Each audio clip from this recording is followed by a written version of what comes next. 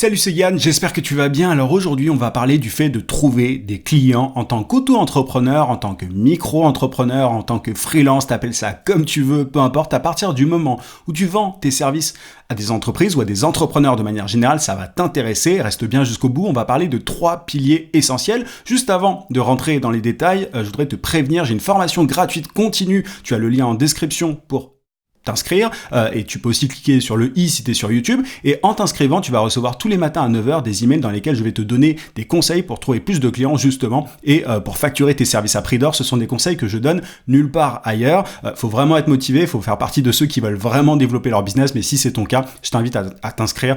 Je donne vraiment ces conseils même pas sur ma chaîne YouTube, ni sur LinkedIn, ni ailleurs. Donc voilà, c'est pour les plus motivés. Ceci étant dit, je voudrais te parler de ces 3 piliers sur lesquels en fait tu peux jouer pour trouver des clients, que tu débutes ou que tu sois freelance, consultant, peu importe, depuis un petit temps, c'est vraiment important. Le premier pilier, le truc qui nous vient le plus vite en tête finalement, c'est le réseautage, c'est le bouche à oreille. Souvent on pense réseautage / bouche à oreille, on se dit que c'est la même chose.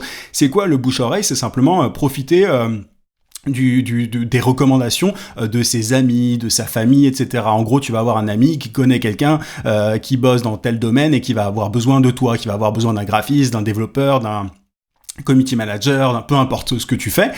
Ça, c'est le bouche à oreille assez classique. Ce sont des recommandations, mais le problème dans tout ça, c'est que ces recommandations, très souvent, elles sont aléatoires. C'est-à-dire que tu ne peux pas te reposer dessus. On peut pas, tu vois, si toi, tu es en recherche de clients active, si tu es dans une recherche active de clients, tu vas pas pouvoir te dire ah bah tiens, comment est-ce que je vais faire pour bénéficier de plus de bouche à oreille. Enfin, si en tout cas tu entends le réseautage de cette manière-là comme des recommandations aléatoires. La façon de faire pour amplifier ce phénomène-là, pour amplifier le bouche à oreille, c'est d'étendre ton réseau, c'est vraiment de d'étendre ta sphère d'influence, ton cercle d'influence. Comment est-ce qu'on fait ça? En allant vers les gens. Je vais y revenir dans quelques instants. Mais il faut vraiment pas te dire que le réseautage s'arrête à tes amis, à ta famille, etc. T'as forcément des connaissances plus ou moins proches, des gens qui ne sont pas forcément tes amis, ce sont pas des gens avec qui tu parles tous les jours, mais ces personnes qui sont on pourrait dire, si on parlait dans un langage de networker, les personnes qui sont dans ton deuxième cercle de relations, qui sont au deuxième degré en fait au niveau de tes relations, elles peuvent aussi, ces personnes-là, t'apporter du business. Donc il faut pas les négliger et donc il faut agrandir ton cercle. Je vais y revenir dans quelques instants. Mais la deuxième façon à laquelle tout le monde pense souvent sur Internet, c'est le contenu. Donc t'as le réseautage qui est le truc aléatoire, on se dit bon bah ça voilà, de temps en temps j'ai des gens qui viennent vers moi mais c'est pas tous les jours. Bon OK, je peux pas me contenter de ça, donc je vais faire du contenu. C'est le deuxième pilier pour moi pour décrocher des contrats, mais le problème du contenu sur Internet, que ça soit sur LinkedIn, que ça soit sur YouTube, que ça soit peu importe sur Facebook, en général ça prend énormément de temps pour se faire repérer, c'est-à-dire pour se faire repérer par tes clients potentiels, pour se faire repérer par tes prospects. Moi, je me suis lancé sur YouTube en novembre 2016 et j'ai créé maintenant plus de 600 vidéos. J'ai plus de 600 vidéos sur ma chaîne et à côté, sur Facebook, etc. J'ai créé des centaines de contenus. On doit être vraiment à des milliers finalement de contenus aujourd'hui. Et malgré ça, tu vois, j'ai des gens qui viennent vers moi, mais ça m'a pris un petit temps avant d'avoir de jolis contrats qui sont venus à moi.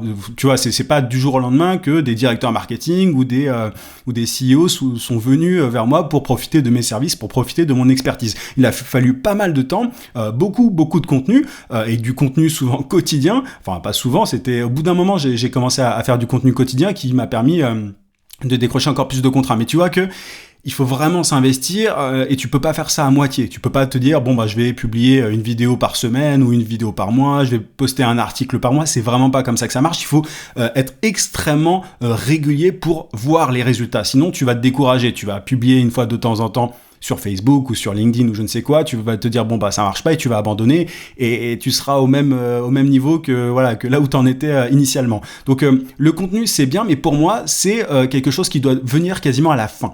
Quand tu as déjà un système de prospection, donc j'arrive au troisième pilier pour moi qui est le plus efficace à court terme, le plus rapide pour décrocher des contrats, c'est la prospection. Pour moi, t'as le bouche à oreille qui est qui est aléatoire, mais je vais y revenir, qui peut être amplifié grâce à la prospection. Tu as le contenu et donc la prospection. C'est pour ça que je vais parler principalement de prospection là. La prospection, c'est quoi? C'est le fait d'envoyer des messages à des clients potentiels, à des prospects, dans le but de décrocher des contrats. Alors comment est-ce que ça se passe? Tu vas pas simplement dire bonjour, coucou, est-ce que vous avez besoin de mes services? C'est pas du tout comme ça que ça marche. Moi, l'approche que j'ai, en tout cas, elle consiste à créer de véritables relations avec les personnes. Donc il s'agit d'aller inviter par exemple sur LinkedIn, mais ça peut être par email aussi, c'est d'aller écrire à quelqu'un et pas de lui vendre tes services directement. La grosse erreur que je vois constamment en prospection, ce sont des personnes qui disent bonjour, est-ce que vous êtes intéressé par mes services? Moi, je reçois énormément de messages, mais tous les jours maintenant, alors que c'était pas le cas avant, mais tous les jours maintenant, je reçois un message d'une agence ou d'un expert Instagram ou je ne sais quoi encore, enfin même d'email, enfin un copywriter, je reçois constamment des messages. Et ces messages sont très mal faits. Très souvent, c'est « Bonjour, est-ce que tu as besoin de mes services ?» Ben non, en fait, pas vraiment. Déjà, est-ce qu'on peut se parler? Est-ce qu'on peut faire connaissance? Tu vois, c'est un peu comme ça que la plupart des entrepreneurs opèrent, et pourtant, c'est pas du tout la bonne façon de faire. Pour prospecter et pour augmenter pour étendre ta sphère d'influence, ton cercle de relations, pour que ton bouche à oreille soit encore plus important, bah, il faut apporter de la valeur. Il faut chercher d'abord à donner avant de chercher à recevoir. Le problème de beaucoup trop d'indépendants aujourd'hui, c'est qu'ils cherchent à directement obtenir des bénéfices. Tu vois, c'est-à-dire que toi, t'es vraiment dans l'urgence, t'as besoin de clients tout de suite maintenant, et qu'est-ce que tu vas faire? Tu vas envoyer tout un tas de messages, parfois tu vas spammer les gens par email ou sur LinkedIn, tu vas utiliser des outils d'automatisation, mais vraiment très salement, sans faire de messages personnalisés, et tu vas jouer sur le nombre, sur le volume. Tu vas, quand je dis c'est la majorité en tout cas des indépendants, et ça c'est un des trucs contre lesquels je me bats. Tu vas envoyer tout un tas de messages en te disant bon bah il y a bien un qui va mordre à la fin. Moi, ce que je te recommande plutôt de faire, c'est de créer donc de vraies relations. Comment est-ce que ça se passe? Simplement, il s'agit d'inviter quelqu'un sans attendre que la personne te file un contrat tout de suite. Par exemple, tu vois, t'aimes un blog, je sais pas, je te prends un exemple comme ça, t'aimes un blog, tu dis ah bah tiens, c'est assez cool, t'es rédacteur, t'aimes un blog, tu dis ah bah c'est assez cool, j'aimerais bien écrire pour ce blog-là, je vais ajouter, je sais pas, le patron le créateur de ce blog-là, la personne qui est en charge de ce blog-là, je vais la contacter parce que peut-être qu'un jour on pourra collaborer ensemble. Tu vas l'inviter sur LinkedIn, tu vas dire ah bah j'aime beaucoup votre blog, notamment tel article. Tu peux préciser même un article, tu vois, en particulier, en disant voilà, j'ai beaucoup aimé le ton, etc. Et voilà, je serais ravi d'échanger avec vous, au plaisir, au revoir. Et en faisant ça, tu vois, tu n'as rien vendu, mais la personne en face se dit potentiellement c'est cool, il ou elle est cool, enfin voilà, il aime bien ce qu'on fait, très bien, et ça peut s'arrêter là. Sauf que, je sais pas, une semaine, 2 semaines, 1 mois, 3 mois, 6 mois plus tard, tu peux recommencer et dire bah tiens, super, le nouvel article que vous avez envoyé, que vous avez posté, sur le blog, et tu peux faire une remarque, mais constructive, tu vois, un truc, bref, apporter quelque chose plutôt que chercher à prendre. Et au fur et à mesure, peut-être que la personne va se dire, bah tiens, toi qui es rédacteur, ça t'intéresserait de bosser avec nous. C'est un exemple, mais tu peux l'appliquer à absolument tout. Si t'es graphiste, c'est pareil, tu peux, et là je t'ai pris l'exemple d'un blog, mais t'as tout un tas de boîtes qui ont besoin en fait d'indépendants, qui ont besoin de freelance, de consultants, de coachs, de formateurs. À toi de voir quel genre de boîte peut être intéressée par ce que tu proposes et essaye de tisser ta toile. Mais quand je dis tisser ta toile, c'est vraiment de façon spontanée et sans chercher quelque chose en retour constamment. C'est vraiment ça le problème. Et le truc, c'est que pourquoi est-ce qu'on cherche, quand je dis on, les indépendants, pourquoi est-ce que beaucoup d'indépendants cherchent le retour sur investissement direct, immédiat, très rapide? Bah parce qu'ils prospectent uniquement quand ils sont dans l'urgence, quand ils ont besoin de clients. Moi, ce que je te recommande, c'est vraiment de prospecter. Quand je dis prospecter, j'aime même pas le terme, en fait, je l'ai beaucoup utilisé ce terme de prospecter, mais c'est créer des relations. Moi, ce que je te recommande, c'est de créer des relations un peu tous les jours. Et même quand tu n'en as pas besoin, souvent l'erreur, c'est que on a tout un tas de clients à un instant T, on se dit ah, oh là là, je suis débordé de travail, je vais arrêter de prospecter, d'envoyer des messages à droite à gauche, mais c'est la pire erreur que tu puisses faire.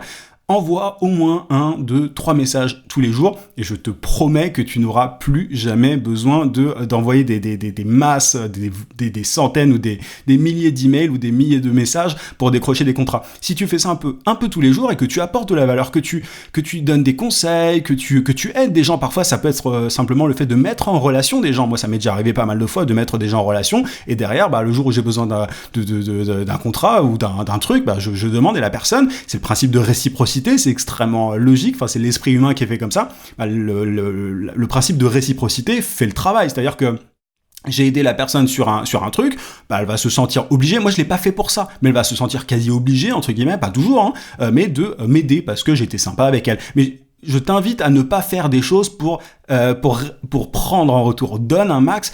Évidemment, faut pas non plus donner à des gens qui sont ce que j'appelle des voleurs de temps. Si tu passes ton temps à apporter de la valeur à des gens qui prennent et qui ne rendent jamais rien derrière, bah c'est un peu, voilà, tu perds du temps. Alors il faut pas, c'est un équilibre qui est très compliqué à trouver. Il faut réussir à donner sans compter, tu vois, sans être dans le calcul en te disant ah tiens, je lui ai donné un conseil ou je l'ai aidé sur cette fois-là, donc il m'en doit une. C'est pas du tout comme ça qu'il faut réfléchir. Et en même temps, bah tu vois, il faut pas trop donner à des gens qui sont juste qui pensent qu'à leur gueule. Donc c'est un juste équilibre qui est un peu, voilà, qui est pas évident, mais une fois que tu le trouves, bah t'arrives à étendre ce fameux cercle d'influence, et du coup le bouche à oreille il est aussi beaucoup plus, alors il est toujours aléatoire le bouche à oreille, mais il est tu vois de plus en plus fréquent. Enfin, les recommandations sont de plus en plus fréquentes. Donc moi je t'invite à déjà à tisser donc ton réseau, à étendre ton réseau, et en bonus, créer du contenu une fois que tu as déjà, tu vois, une base, une fois que tu as déjà cet état d'esprit-là de réseautage, de networking,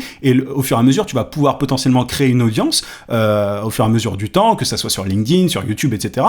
Et tu vas pouvoir avoir de plus en plus de visibilité et des clients vont être attirés par tes contenus. Mais moi, souvent, je vois des gens qui écrivent des articles de temps en temps ou qui font des vidéos de temps en temps et qui se disent « Ah bah tiens, les clients vont arriver grâce à ça ». C'est vraiment pas comme ça que ça se passe. C'est pour ça que moi, j'ai mis tous mes efforts ces dernières années sur la prospection. J'enseigne aux gens, aux indépendants comme toi, à prospecter, et pas qu'aux indépendants d'ailleurs, mais à prospecter, à envoyer des messages et bien, parce qu'il s'agit pas juste d'envoyer des messages, encore une fois, il s'agit pas juste de dire coucou je suis là, est-ce qu'on peut travailler ensemble, c'est pas comme ça que ça se passe. Il y a une vraie intelligence émotionnelle à avoir et être dans un état d'esprit de don. Alors c'est un peu bizarre dit comme ça, mais il faut donner pour recevoir, c'est un peu la logique du business, et tu vas te rendre compte que plus tu aides, etc., plus les gens vont eux-mêmes vouloir simplement t'aider, alors tu vois, te filer des contrats, te mettre en relation avec des personnes, etc. Donc c'est pour ça que je crois pas du tout au calcul, tu vois, ultra tu vois, au gros calcul, ah tiens, je vais l'aider pour qu'il m'aide et tout, c'est pas comme ça que ça marche. Enfin, il y a plein de gens qui réfléchissent comme ça, mais j'y crois pas du tout. Je pense que le fait d'être dans cette logique-là de don régulier, c'est un des trucs les plus efficaces pour toi, et c'est ce qui va te permettre d'avoir une grande sécurité, et c'est ce qui va te permettre en fait de ne jamais manquer de clients. Donc premier pilier, la prospection, l'envoi de messages, le tissage de liens, t'appelles ça comme tu veux, j'ai pas vraiment de nom, mais c'est du networking concrètement. Deuxième pilier, le bouche à oreille, c'est aléatoire mais ça vient, et plus tu tisses ton réseau, plus le bouche à oreille est fréquent. Et en troisième, le contenu, et le contenu c'est formidable et c'est même redoutable quand tu le fais bien et quand tu le fais régulièrement, mais il faut pas tout miser sur le contenu au début, je pense, si tu n'as pas de clients encore, parce que ça prend un certain temps, il faut être patient, etc. Moi, ça fait des années que je crée du contenu et les choses ne se sont pas faites toutes seules. Donc attention à ça. Mais voilà, donc je t'invite à être d'abord dans le don, donc essaye de mettre des gens en relation, d'apporter de la valeur, de donner des conseils, enfin pas des conseils non sollicités parce que ça les gens ils aiment pas ça,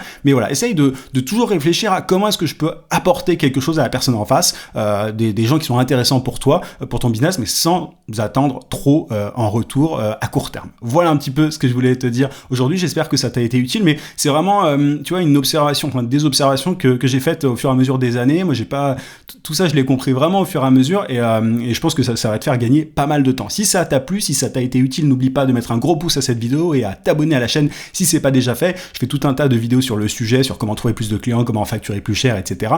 Donc voilà, je t'invite aussi à cliquer sur la petite cloche si tu veux rater aucune vidéo. Je te souhaite plein de succès, je te dis à très très vite.